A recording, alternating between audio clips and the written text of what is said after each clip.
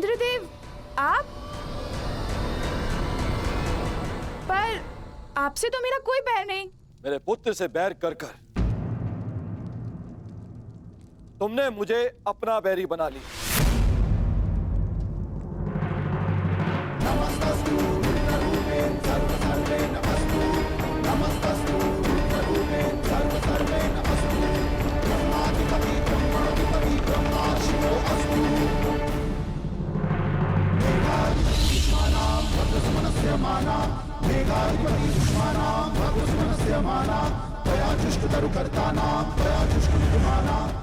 आप ऐसा नहीं कर सकते।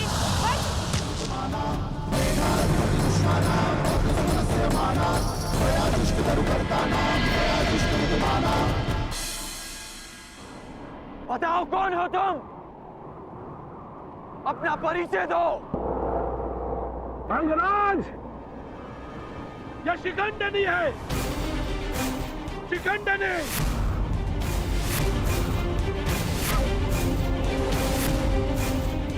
मेरी पुत्री।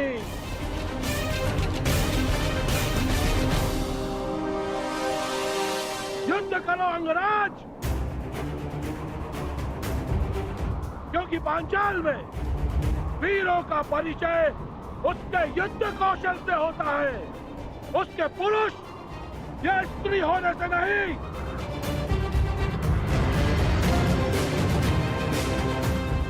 और यदि लड़ने का साहस नहीं है तो बुलाओ उसे, मेरे सामने लाओ।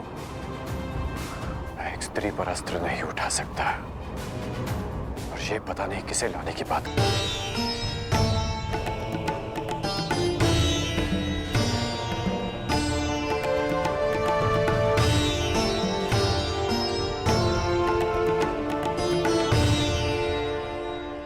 ये परिश्रम का समय है पुत्र अर्जुन।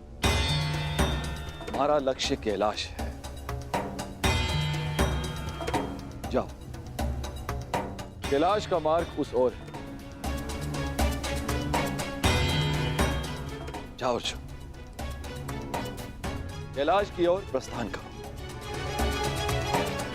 विजयी भाव, यशस्वी भाव, सफल भाव।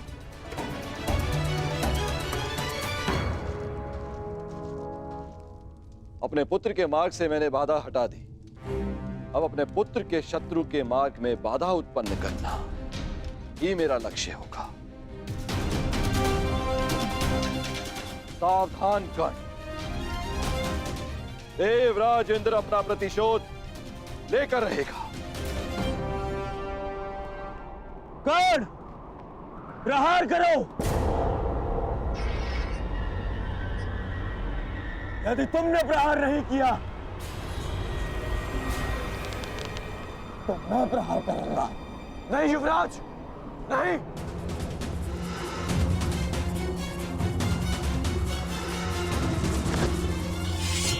यदि तुम प्रहार नहीं करोगे तो मैं करूंगी।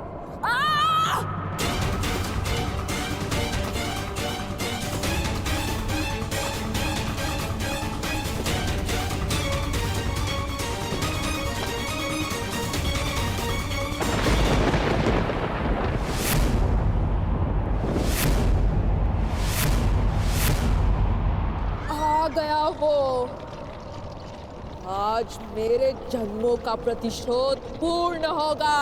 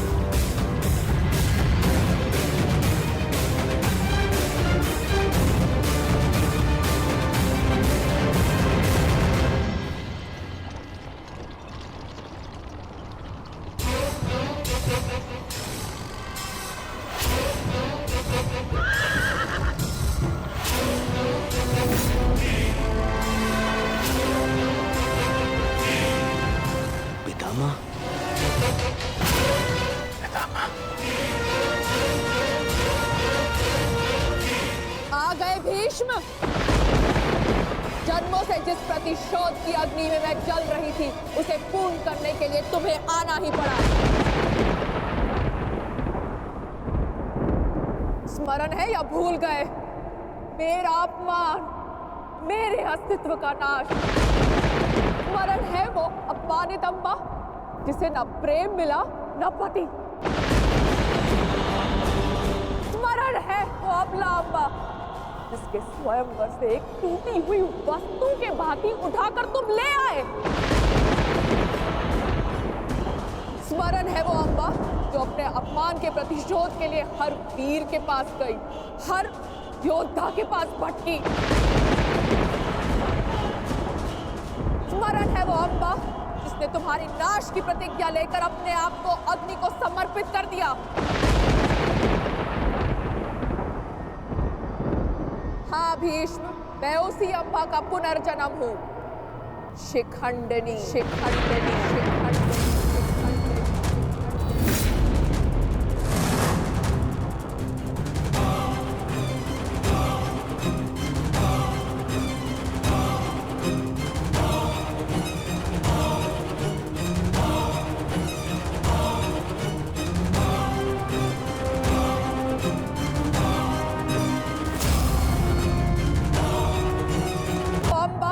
जिसने तुम्हारी नाश की प्रतिज्ञा लेकर अपने आप को अग्नि को समर्पित कर दिया।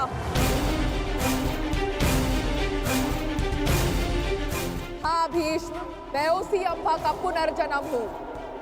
शिखंडिनी, शिखंडिनी, शिखंडिनी।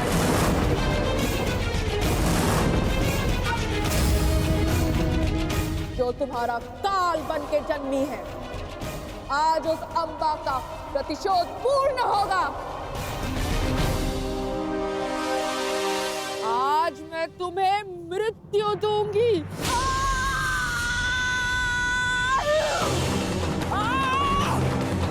कौन? पितामह को बचाओ, रोको उसे।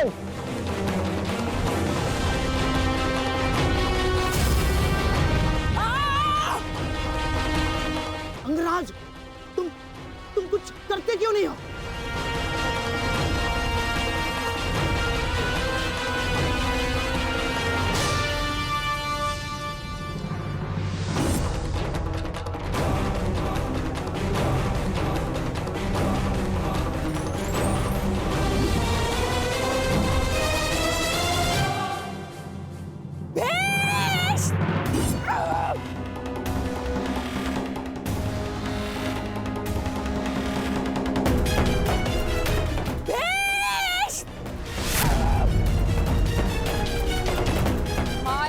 के बच नहीं पाओगे भीष्म।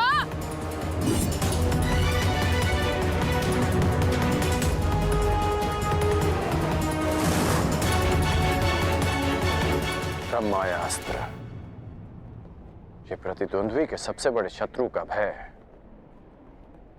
उसके समक्ष उत्पन्न कर देता है।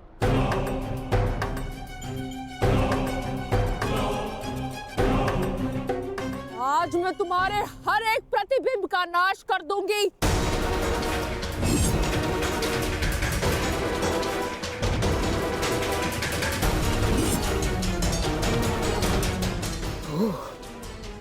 तो वो कथा सत्य थी जो अंबा गंगा पुत्र के संहार के लिए पुनर्जन्म लेगी।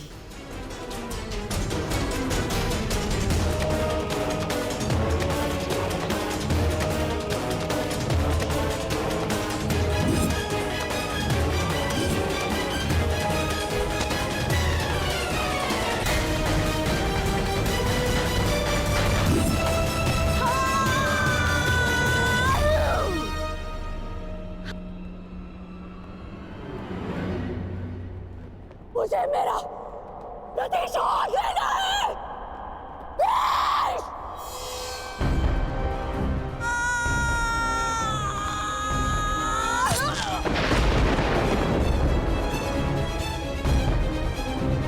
अब समय आ गया है, शिखंडिनी को नागपाश के बंधन का अनुभव करा दिया जाए।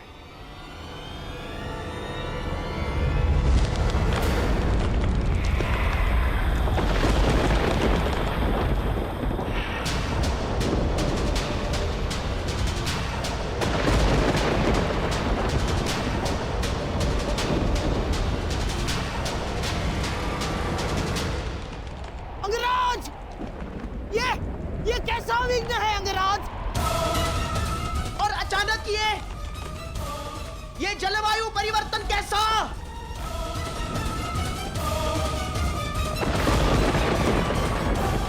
और वो भी केवल हमारी सेना पर अंगराज। अंगराज, उधर पांचाल की सेना के ऊपर का आकाश तो स्वच्छ है। अब ये किस शत्रु की माया है अंगराज? ये सब क्या हो रहा है सूर्यदेव?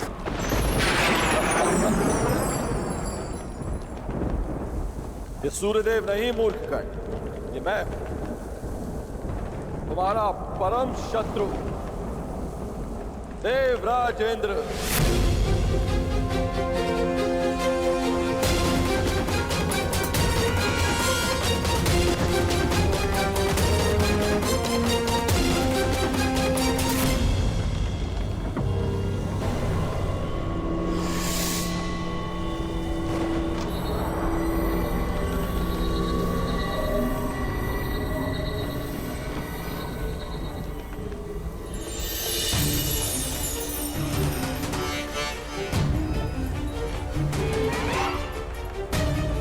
सूर्यदेव, ये आप क्या कर रहे हैं? अब क्यों मेरे मार्ग में आ रहे हैं? देवताओं के राजा होने का यह अर्थ नहीं है कि आप ही को अपनी शक्तियों का प्रयोग करने का अधिकार है।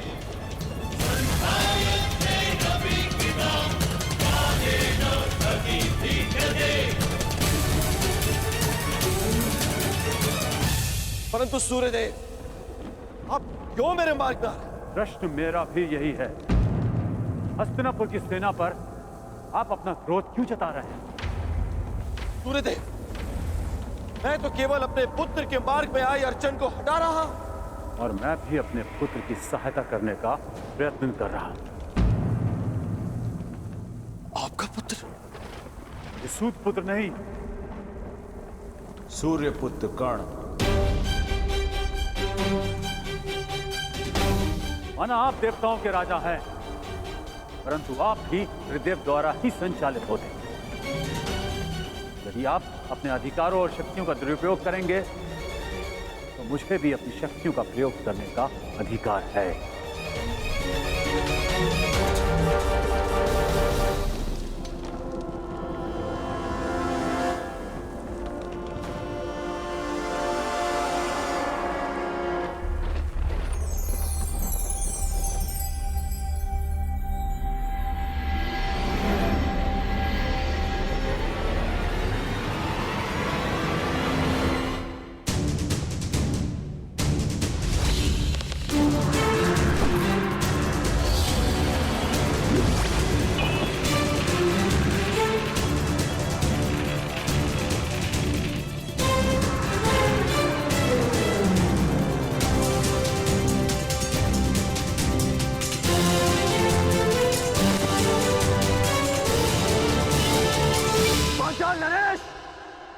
यदि अपने राज्य का विध्वंस नहीं चाहते हो तो अपनी पराजय स्वीकार करो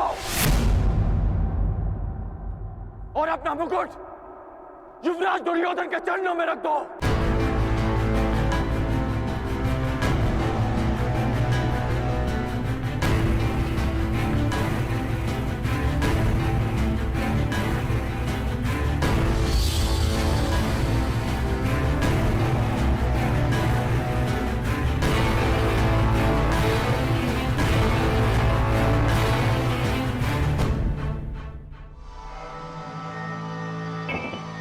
मामाश्री, आज इस विजय से मेरी उस पराजय के अपमान का दंश मेरे हृदय से निकल गया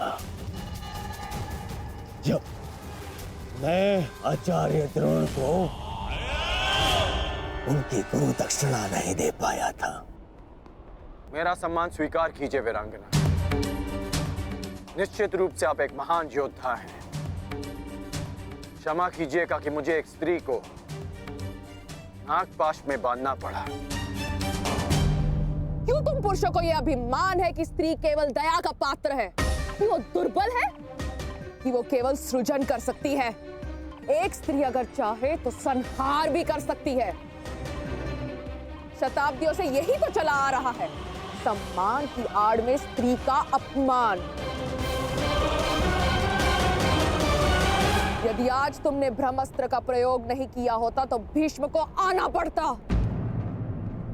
मेरा प्रतिशोध पूर्ण होता। परंतु एक दिन ऐसा आएगा अंगराज जब भीष्म मेरे सामने खड़ा होगा और वहां ना तुम उसकी रक्षा कर सकोगे ना तुम्हारा ब्रह्मास्त्र। स्मरण रखना अंगराज, एक स्त्री का प्रेम अगर संसार रच सकता है तो उसकी क्रोध की अग्नि सब कुछ भस्म भी कर सकती है।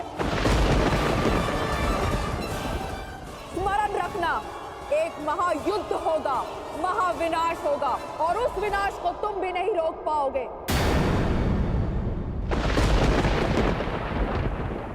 जहां तुम भी अपने घुटनों पर बैठकर अंतिम सांस लोगे। स्मरण रखना कर्ण।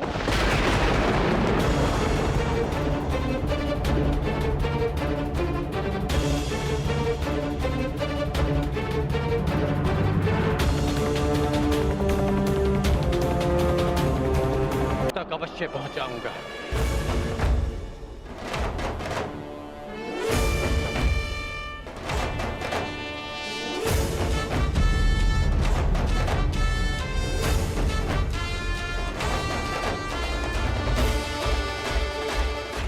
आखिर कब इस कर्ण का विजय रथ रुकेगा?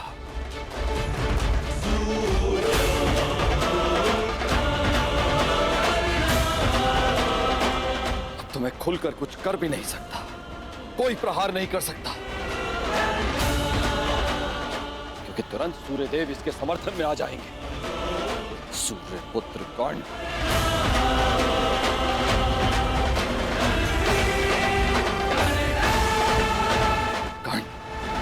पांचाल पर विजय कर मगध की ओर बढ़ता जा रहा है।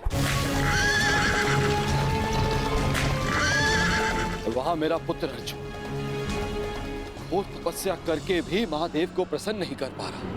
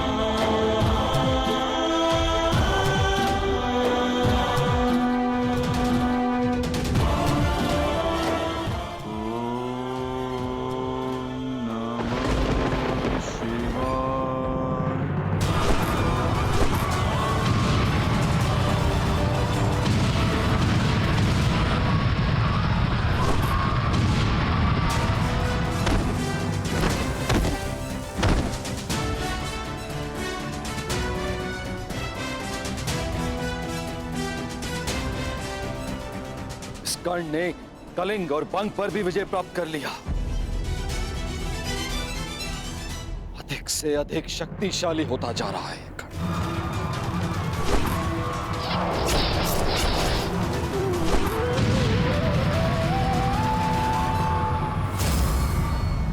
अर्जुन,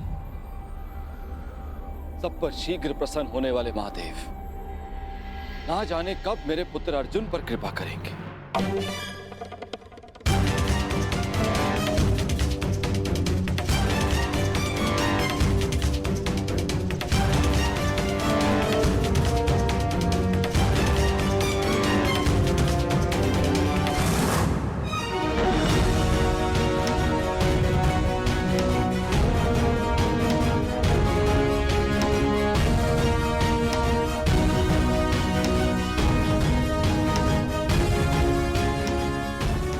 वनवास के 10 वर्ष पूर्ण हो चुके। ये कर्ण अब तक अपराजित है, दिग्विजयी बनने की सीमा पर खड़ा है। क्या करूं मैं, क्या करूं मैं और कैसे अपने पुत्र अर्जुन को इस कर्ण से अधिक शक्तिशाली बनाऊं? कैसे?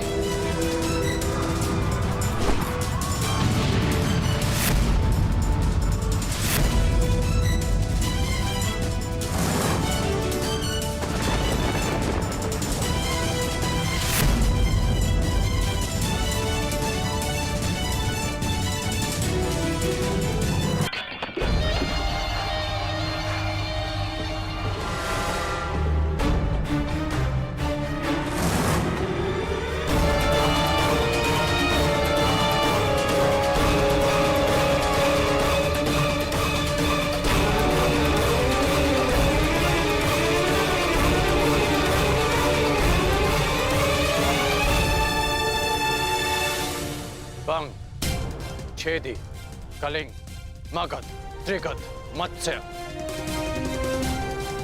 इन सब पर या तो विजय मिली है या इनसे संधि हुई है युवराज। आपके चरणों में भारत के सारे राजाओं के मुकुट प्रस्तुत हैं। कुछ ने स्वेच्छा से दिए हैं और कुछ के शीश काट कर लाए गए हैं। असत्य भाषण तुम जैसे वीर पुरुष को शोभा नहीं देता अंगराज। अभी तक दिग्विजय संपन्न नहीं हुई है, क्योंकि इन मुकुटों में एक मुकुट तो है ही नहीं। उग्रसेन का मुकुट अंगराज। द्वारका अंगराज, द्वारका।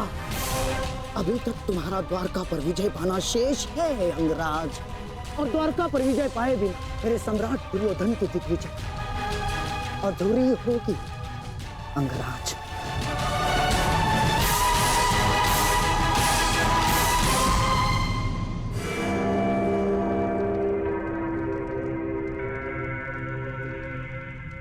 द्वारका से युद्ध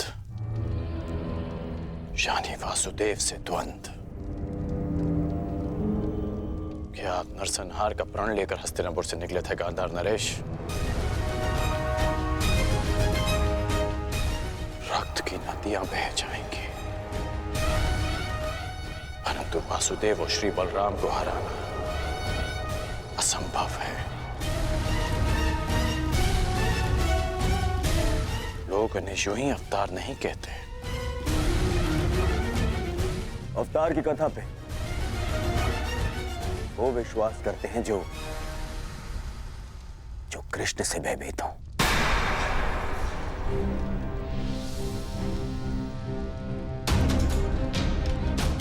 तुमने ही कहा था ना मित्र कि भावी युद्ध के लिए शक्तिशाली राजाओं को अपने समर्थन में लेना आवश्यक होगा।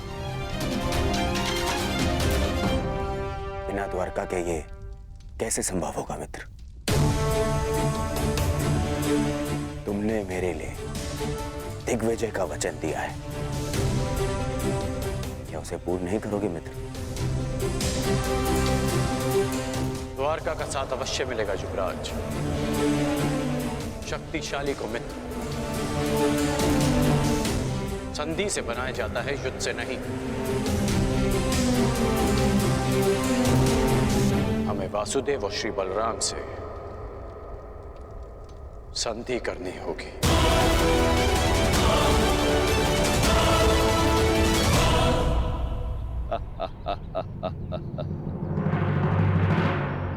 द्वारका से संधि? द्वारका से तुम्हारी संधि नहीं होने दूंगा कर्ण। तुम्हारे विनाश का जो अवसर मैं खोज रहा था वो तुमने स्वयं मुझे दे दिया है। अब देखना बलराम कैसे तुम्हारा विनाश करेंगे। ना ही ये सूर्यदेव बलराम के आगे कुछ कर पाएंगे और ना ही गोवर्धन उठाकर मुझे नीचा दिखाने वाला वो वासुदेव कृष्ण।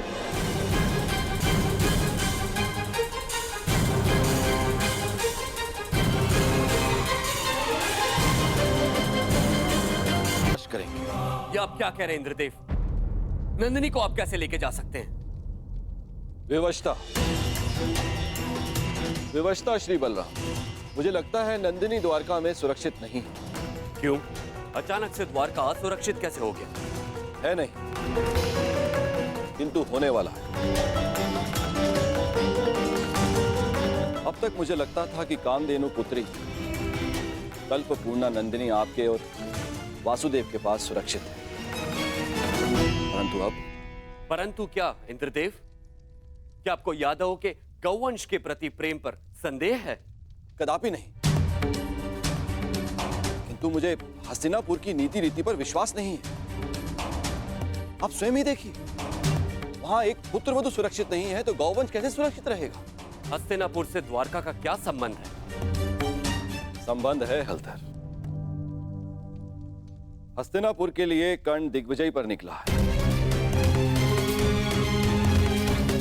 आवश्यक है कि कि वो एक दिन द्वारका अवश्य आएगा। आपने सोच भी कैसे लिया देवराज कि हस्तिनापुर की अधीनता हम स्वीकारेंगे? यदि हस्तिनापुर की सेना द्वारका के द्वार पर पहुंची तो मैं उन्हें यमलोक का द्वार दिखा दूंगा। और वो यदि संधि के लिए आए तो? संधि? संधि तो एक बहुत अच्छा विकल्प है। संधि से विकास के द्वार खुलते हैं। बड़े ही भोले हैं आप महाबली। आप उस हस्तिनापुर से संधि करेंगे जहां पुत्र वधू के वस्त्र हरण किए गए। आप उस हस्तिनापुर से संधि करेंगे जहां आपके फुफेरे भाइयों को द्यूत में छल कपट से हराया गया। याद रहे, कर्ण भी उनके साथ है। एक सूत पुत्र से संधि करेंगे आप? द्वारका में वर्ण भेद नहीं है इंद्रदेव। किंतु कर्मों का क्या? उस कर्ण ने छल कपट करके अपने गुरु से विद्या प्राप्त करी। खुले दरबार में द्रौपदी का अपमान होते देखा। आपके बहनोई अर्जुन के प्राणों का प्यासा है वो, कोई योद्धा नहीं है वो, एक छलिया है। और आप चले हैं उनसे संधि कर। आपको स्मरण है कि वो आपसे संधि क्यों करना चाहते? मैं बताता हूं आपको, ताकि जब पांडव वनवास से वापस लौटे और युद्ध आरंभ हो तो उन्हें आपका समर्थन मिल सके। हे महाबली, क्या आप ऐसे लोगों की सहायता करेंगे जिन्होंने विश्व में एक नारी के साथ क्रूर कर्म किए?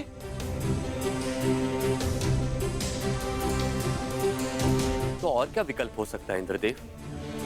यदि कोई मित्रता का हाथ बढ़ाने के लिए आपके घर तक आए तो आप उसे कैसे ठुकरा सकते हैं? यदि मित्रता का अवसर ही ना दिया जाए तो? कैसे?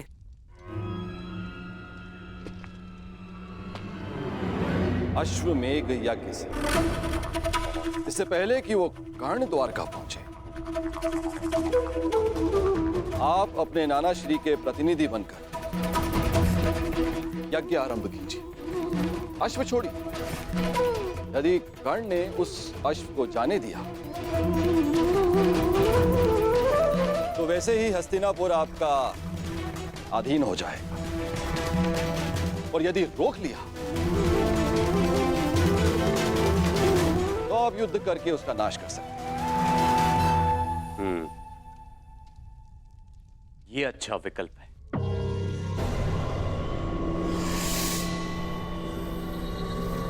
यदि ऐसा है तो मैं नंदिनी को आपके सानिध्य और आपकी सुरक्षा में छोड़ने के लिए तैयार हूं।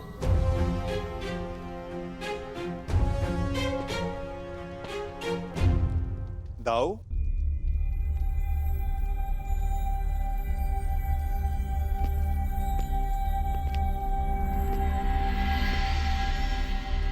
बिना कर्ण की मंशा जाने उससे युद्ध करना मुझे उचित प्रतीत नहीं होता दाऊ।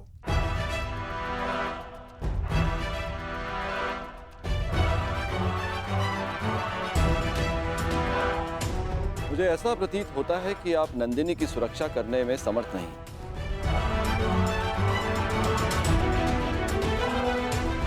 ऐसी स्थिति में आप उसे लौटा ही दीजिए।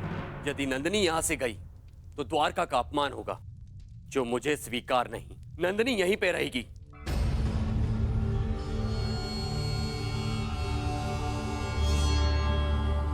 अश्वमेघ यज्ञ का आयोजन होगा कन्हैया। ये तुम्हारे ज्येष्ठ का आदेश है।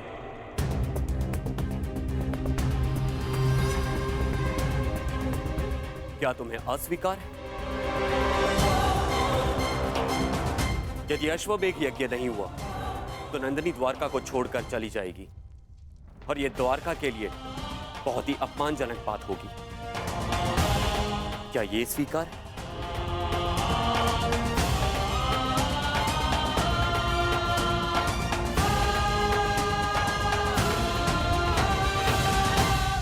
मैं आपके आदेश के परे कहां हूं दाऊ। जैसी आपकी इच्छा।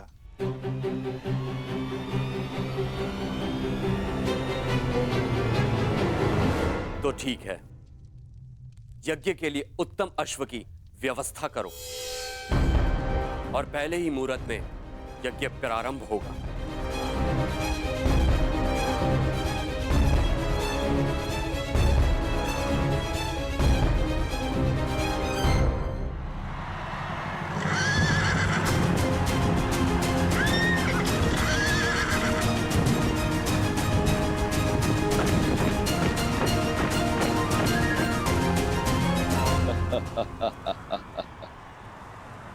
इसे कहते हैं समय का चक्र। हर मोड़ पर तुमने मुझे पराजित किया है कर्ण, लेकिन अब तुम्हारे पास कोई विकल्प नहीं। यदि द्वारका के अश्व को जाने दिया तो भी तुम्हारी पराजय होगी, और रोक दिया तो बड़े भ्राता बलराम तुम्हारा वध करेंगे, जिसे स्वयं अनुज कृष्ण भी नहीं रोक सकेंगे।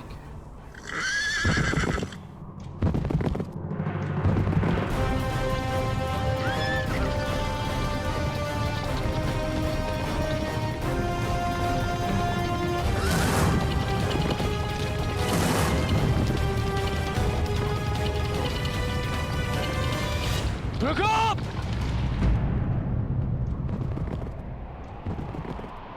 क्या हुआ मित्र? रुकने का संकेत क्यों किया?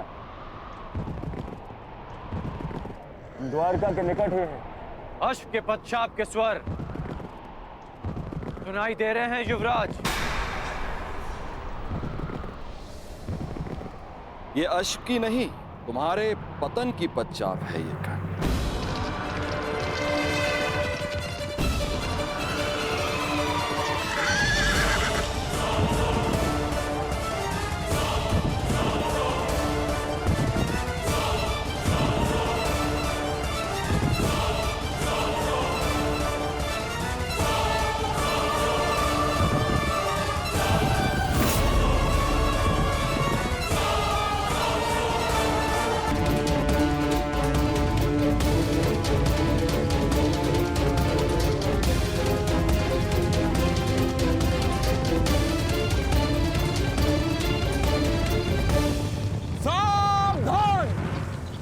अश्वमेध यज्ञ का अश्व है जो श्री बलराम और श्री कृष्ण की सुरक्षा में है। इसे रोकने वाला नारायणी सेना के साथ युद्ध को निमंत्रण देगा। अंगराज, ये अश्वमेध यज्ञ कर रहे हैं तो हम भी दिग्विजय यात्रा पर निकले हैं।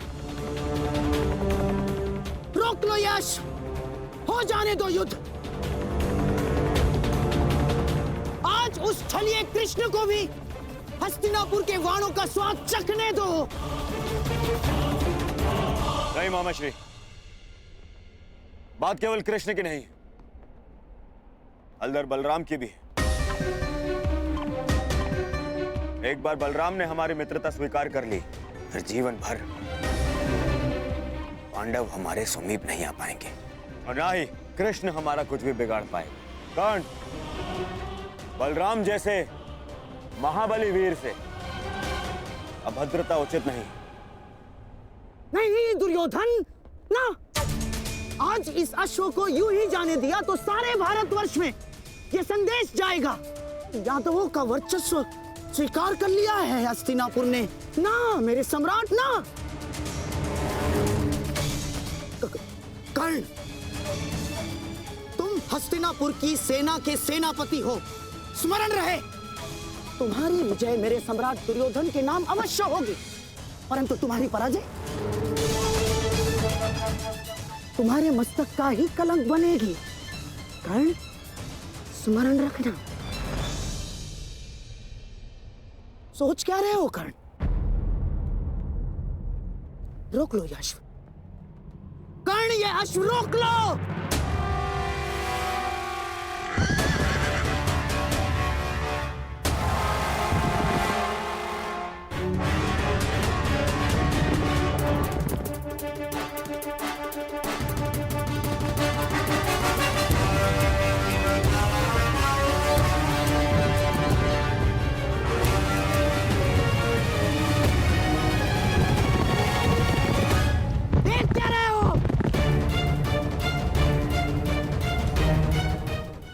उसे।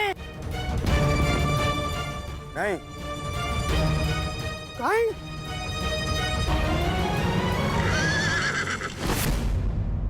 go!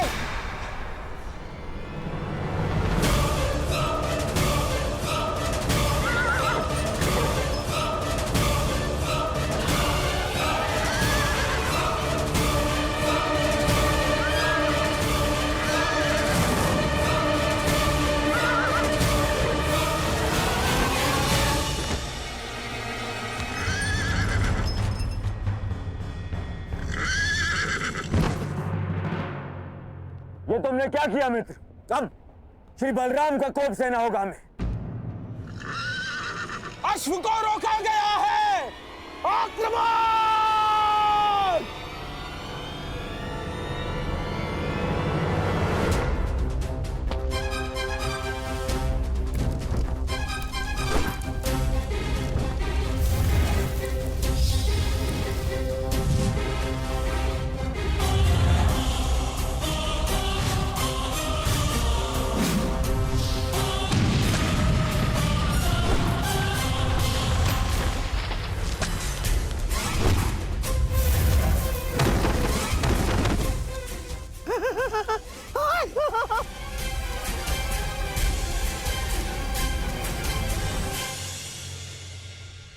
ठीक कहा था देवराज ने। यह कर्ण बड़ा ही उद्दंड और दुस्साहसी है। द्वारका के अश्व में एक यज्ञ के अश्व को रोका है उसने। हमारी सेना पर आक्रमण किया है उसने। मैंने कहा था ना दाऊ कि ये योद्धा तनिक विकट है। परंतु उसने अभी तक बलराम के हल और गदा की विकटता नहीं देखी है। हस्तिनापुर को अपने हल की नोक से उखाड़कर भूमि में गाड़ दूंगा मैं जानता हूं कि तुम्हें कर्ण प्रिय है, परंतु जो भी द्वारका के सम्मान की सीमा को लांघे वो मुझे प्रिय नहीं। अब कर्ण को मेरा सामना करना ही होगा। अब जैसी आपकी इच्छा दाऊ। मैं तुम्हारी इच्छा जानना चाहता हूं कन्हैया। क्या इस युद्ध में तुम भाग लोगे या नहीं? अब दाऊ की इच्छा है तो कन्हैया को तो आना ही होगा। परंतु क्या? परंतु इस युद्ध में मेरी भूमिका कुछ और होगी दाऊ, क्योंकि आने वाला योद्धा महारथी है और इस युद्ध में सामना करने के लिए आपको एक चपल सारथी की आवश्यकता पड़ेगी।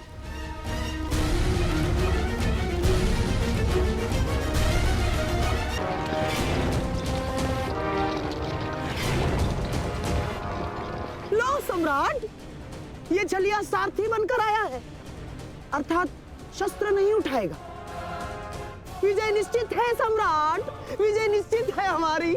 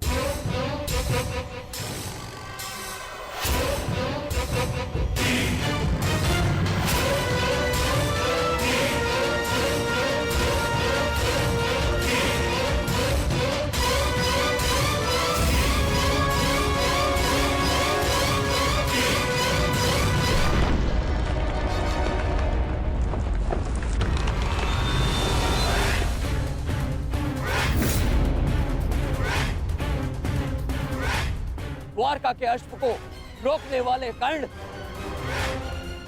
तेरा सामना बलराम से है। अपने प्रियजनों का स्मरण कर ले, क्योंकि तेरा स्वागत स्वयं यमराज करने वाले हैं। शत्रु ने ललकारा है, अंगराज उत्तर दो।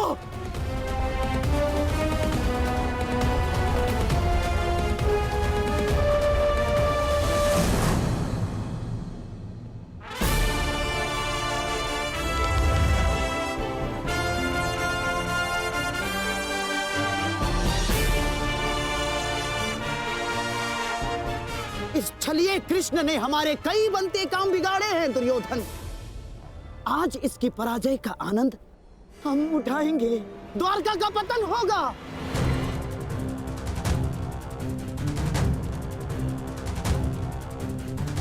और फिर तुम्हें पांडवों का कोई भय नहीं होगा, मेरे सम्राट, कोई भय नहीं होगा।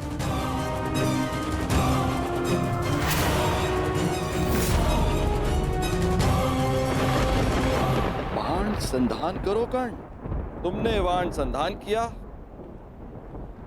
और मेरा प्रतिशोध पूर्ण होगा। आज मेरे एक परम शत्रु की हार निश्चित है, या तुम्हारी या कृष्ण की।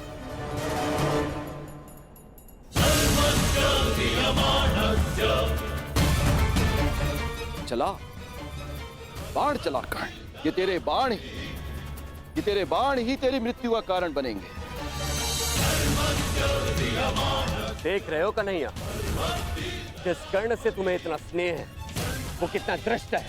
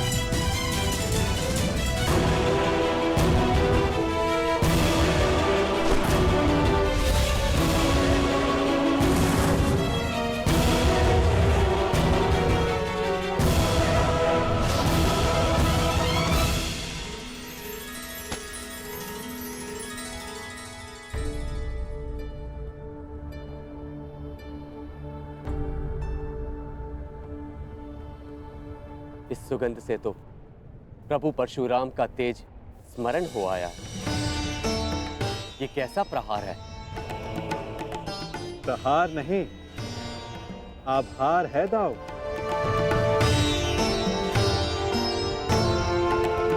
कहा था ना कि आने वाला योद्धा तनिक भिन्न होगा। हस्तिनापुर के युवराज की ओर से मैं परशुराम शिष्य राधेकर्ण श्री बलराम और वासुदेव को नमन करता हूं। शत्रु को नमन?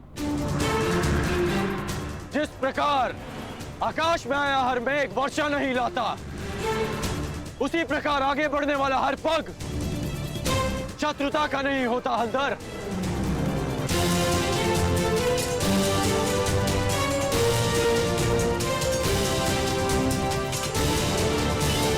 हस्तिनापुर की मित्रता स्वीकार करें। शत्रुता का विकल्प तुम नहीं चुना था कर्ण। जब मित्रता ही करनी थी तो अश्वमेघ यज्ञ का अश्व रोका क्यों? ताकि यज्ञ पूर्ण करने की आपकी मंशा और आपके वीरों का परिश्रम व्यर्थ ना जाए।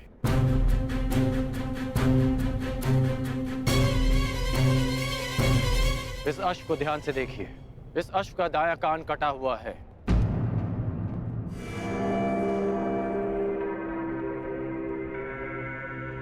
अर्थात इसका अंग भंग है और नीति अनुसार अंग भंगित अश्व के साथ किया गया यज्ञ फलदायी नहीं होता। इसलिए मैंने आपके इस अश्व को रोका।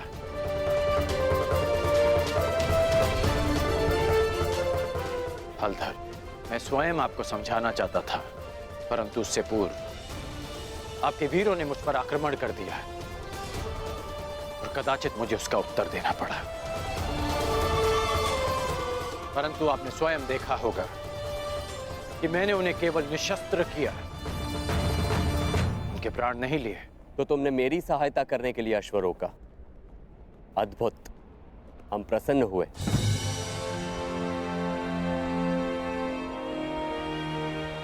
यह अश्व लाने का उत्तरदायित्व किसका था? कान्हा, तुम सबको यही कहते हो ना कि तुम मेरी आज्ञा का पालन करते हो, लेकिन परिणाम में वही होता है जो तुम चाहते हो।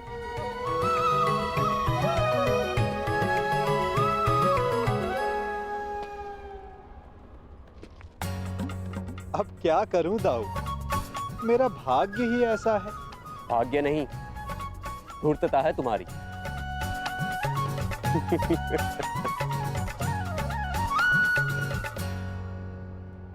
तुम्हें लेके मेरे मन में जो भ्रम था, वो भ्रम तुमने तोड़ दिया है। हम प्रसन्न हुए। कहो, क्या इच्छा है?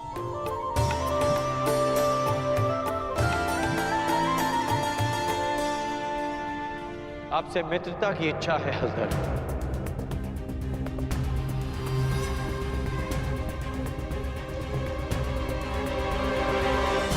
और एक आश्वासन भी बलराम, आवश्यकता पड़ने पर आप और आपकी सेना हस्तिनापुर की सहायता अवश्य करेंगे।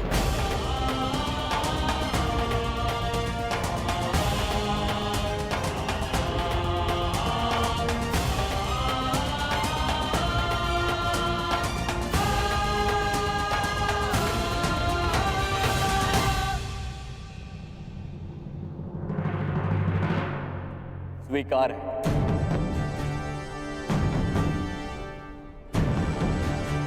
परंतु मैंने तुमसे कुछ मांगने को कहा था कर्ण।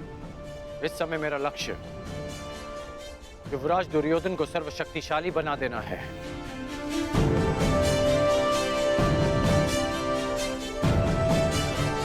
इसलिए मैं चाहता हूं कि आप युवराज दुर्योधन को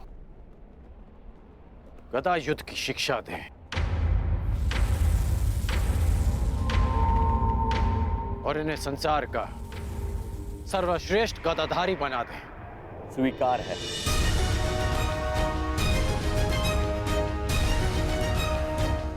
आओ, द्वारका का आतिथ्य ग्रहण करो।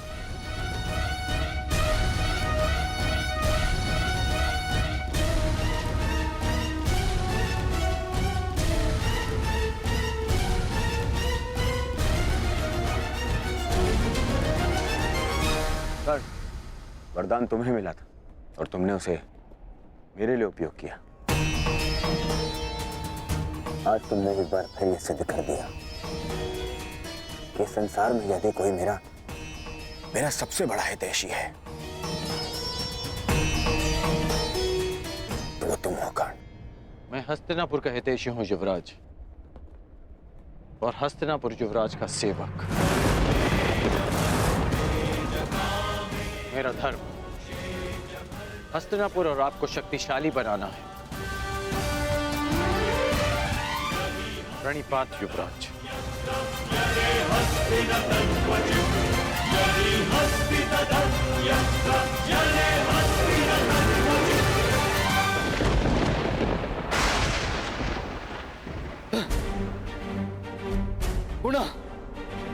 गुणा मेरे प्रयास आज सफल हुए। मेरे इतने कठोर परिश्रम के बाद भी उस कर्ण को द्वारका का समर्थन मिल ही गया। उस कर्ण की दिग्विजय पूर्ण हुई। अभी तक मेरे पुत्र अर्जुन को कुछ भी प्राप्त नहीं हुआ, कुछ भी नहीं। समय आ गया है, समय आ गया है, मुझे ही कुछ करना होगा। इस कर्ण के सौभाग्य को दुर्भाग्य में परिवर्तित करना होगा।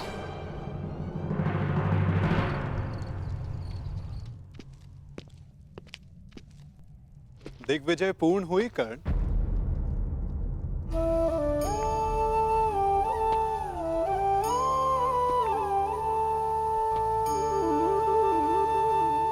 लगभग 12 वर्षों तक तुम लगातार युद्ध करते रहे हो।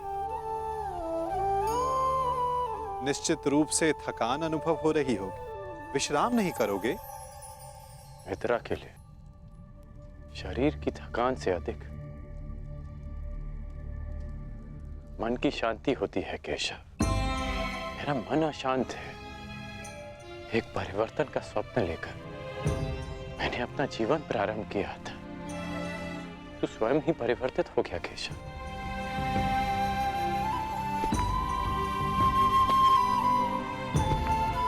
परिवर्तन चाहते हैं और स्वयं के परिवर्तित होने से घबराते हो।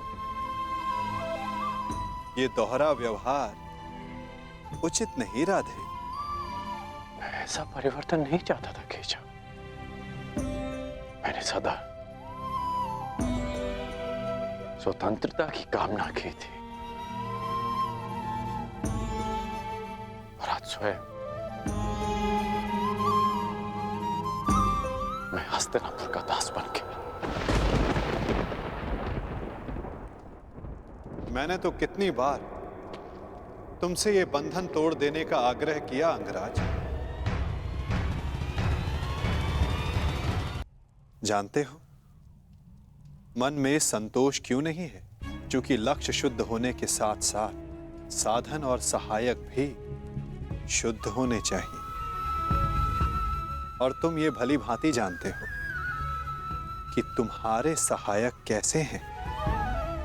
मित्र, अब भी समय है तुम्हारे पास। नहीं केशव, समय बीत चुका है। मैं अपना वचन नहीं तोड़ सकता। मैं आपसे पूछता हूं, आपने भी तो कई वचन दिए होंगे। क्या आप अपने वचन तोड़ सकते हैं?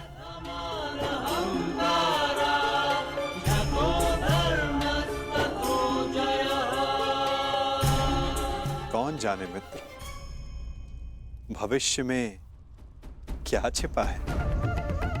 तुम बताओ, अब दिग्विजय के पश्चात तुम क्या करोगे? केशव,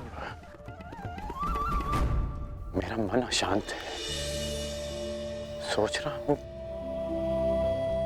कि हस्तिनापुर जाने से पूर्व गुरु परशुराम के दर्शन करा। विचार उत्तम है मित्र, परंतु स्मरण रखना, कभी कभी अकेला यात्री मार्ग में भ्रम के जाल में फंस जाता है। प्रयास करना कि भ्रम के जाल में ना उलझ जाओ। केशव,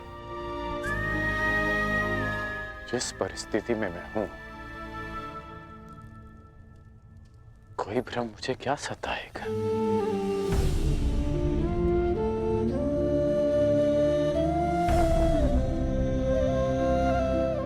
आपकी मुस्कान मुझे बहुत शांति देती है केशव। आज्ञा दीजिए।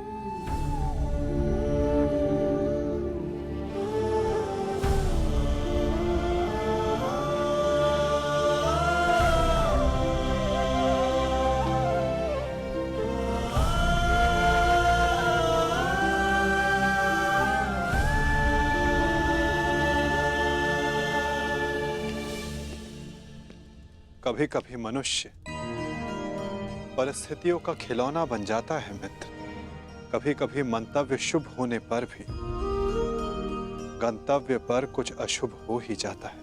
इसीलिए यात्रा में सावधानी आवश्यक है। तनिक सी असावधानी बहुत बड़ी दुर्घटना को जन्म दे देती है। सावधान रहना मित्र।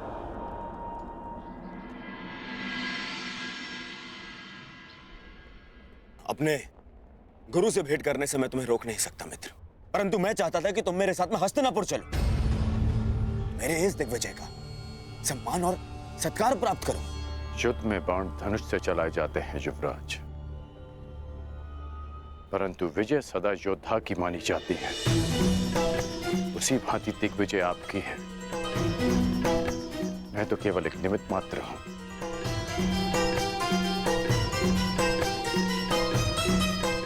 आज्ञा दें।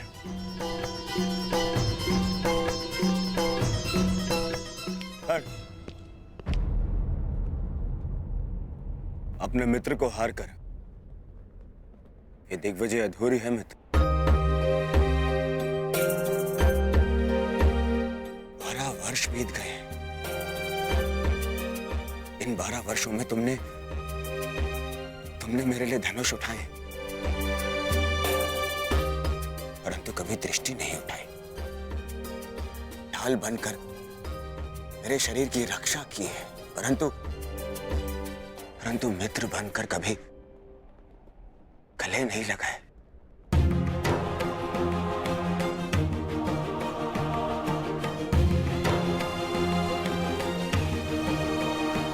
मुझे तो यह समझ में नहीं आता कि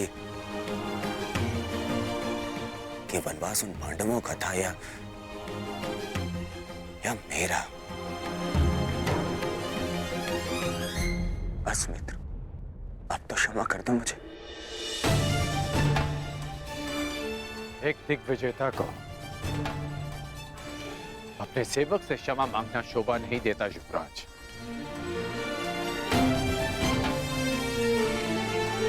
सेवक ऐसे 100 दिग्विजय न्यौछावर कर सकता हूं तुम्हें एक बार गले लगाने के लिए। बस एक बार मेरी आंखों में देखकर मुझे मित्र पुकार के एक बार गले लगा लो मित्र।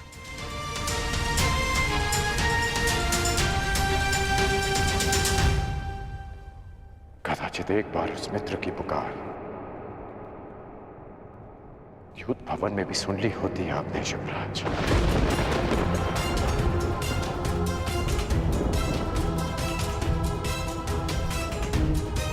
अब जो आपके सामने खड़ा है वो आपका और हस्तिनापुर का सेवक अंगराज कर्ण है, आपका मित्र राधे कर्ण। द्रौपदी के अपमान की ज्वाला में भस्म हो चुका है।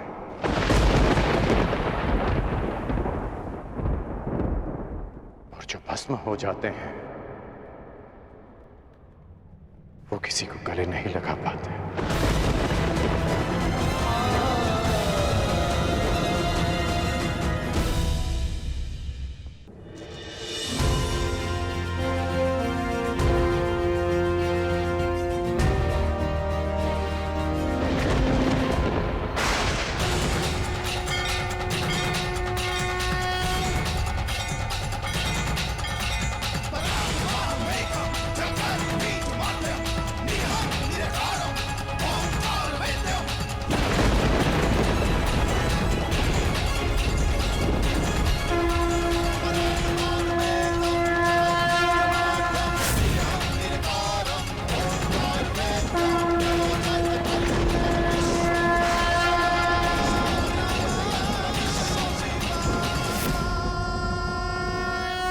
स्वागत है देवराज।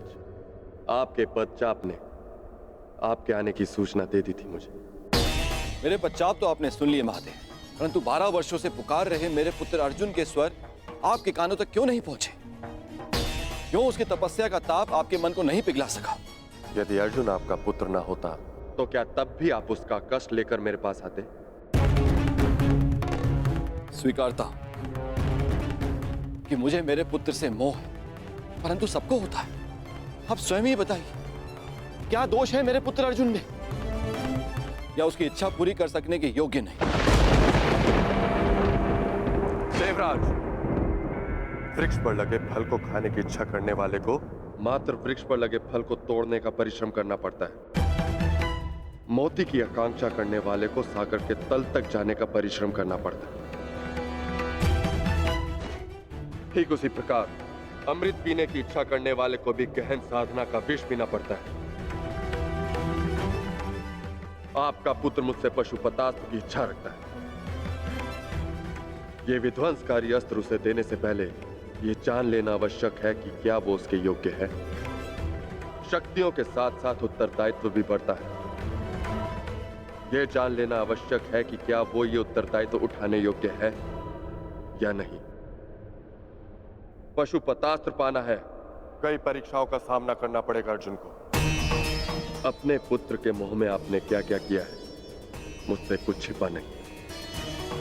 पूरे पुत्र को नीचा दिखाने के लिए आपने देवराज पद की गरिमा को किस तरह लांछित किया है, भली भांति जानता हूं। देवराज, यदि एक पिता अपने पुत्र की परीक्षा लेता है तो पुत्र प्रशंसा पाता है। जब एक पिता पुत्र की प्रशंसा करता है तो पुत्र केवल परीक्षा पाता है। आशा है कि अगली भेंट देवराज इंद्र से होगी, पुत्र मोही पिता से नहीं।